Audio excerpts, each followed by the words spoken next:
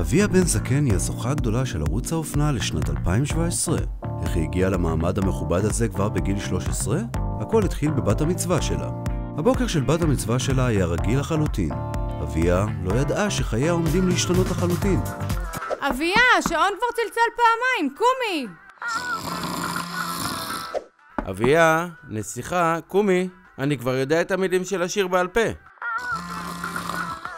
אביה, קומי, אנחנו נאחר את ההסעה. בבת המצווה שלה הזמינו אבא ואמא את ליידי גגה להופיע. אביה לא היססה ומיד הציעה לה לעצב עבורה סמלת נייר טואלט. כשנשאלה אביה איך הגיעה לרעיון, ענתה, זה פשוט מאוד. אכלתי המון נייר טואלט בתור ילדה. ליידי גגה התחננה בפני אביה שתעצב לה עוד סמלה לטקס פרסי המוזיקה. אך אביה כבר הייתה עסוקה בלעצב את סוודר המלפפונים המפורסם שלה לריאנה. Oh my god, this is amazing. It's all thanks to my grandma.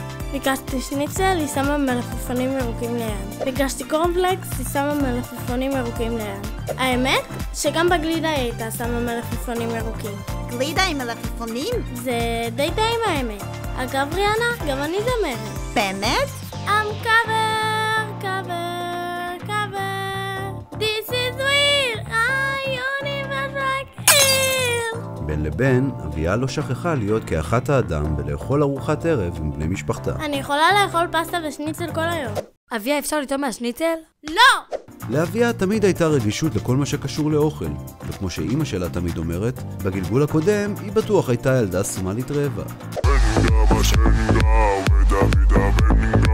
אביה החלה לעצב בגדים לכל עולם האופנה. היא לא הייתה פריירית והשתמשה בכישורי עריכת הדין שיש לאמא רחלי כדי לסגור חוזה מנוסח היטב מול בתי האופנה הגדולים. אביה תקבל כמה שעות שהיא רוצה ביום כדי לצפות ברקדניות קטנות. דיוק! אבל אז החל המהפך. אביה הבינה שמה שהיא באמת רוצה זה בכלל לאפות. פתאום התחלתי לאפות. הייתי אופה עוגות, מקרונים, מאפינס, הכל. אפילו קרין גורן רצה שאעביר לה את המתכונים.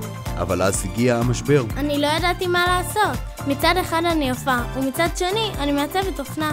מה אני באמת? מי אני באמת? המשבר היה קצר מאוד. אחרי שבוע הבנתי שאני בכלל רקדנית. וכך, שנה אחרי הבת מצווה, החיים של אביה השתנו לחלוטין. רק דבר אחד נשאר אותו דבר. אביה, שעון כבר צלצל פעמיים, קומי!